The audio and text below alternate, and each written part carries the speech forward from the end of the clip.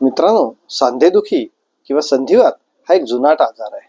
या पावसाळ्याच्या दिवसांमध्ये संधिवाताचं प्रमाण वाढतं. मग संधिवात होतो तरी का? तर आपल्याला सर्दीमध्ये घशाला सोअर थ्रोट म्हणजे घशामध्ये स्ट्रेप्टोकोकस नावाच्या जंतूंचा संसर्ग होतो. ह्या वारंवार जेव्हा सर्दी होते, घशामध्ये स्ट्रेप्टोकोकल जंतूंचा संसर्ग होतो, त्यावेळी ह्या जंतूंवरती आपल्या पांढऱ्या पेशी सक्रियपणे हल्ला चढवतं. पण हा जंतू लबाड आहे बरं का. ह्यानं पांढऱ्या पेशींपासून बचाव करण्यासाठी आपल्या सांध्यांमधील पेशींप्रमाणे रंगरूप घेतलेलं आहे, आवरण घेतलेलं आहे. त्यामुळे जंतूंना मारता मारता आपल्या पांढऱ्या पेशींचा गैरसमज होतो व त्या आपल्या सांध्यांवरती हल्ला चढवतात.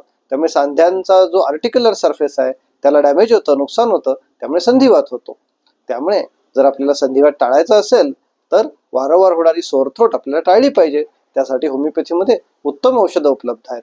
त्यामुळे संधिवातापासून आपण बचाव करूया.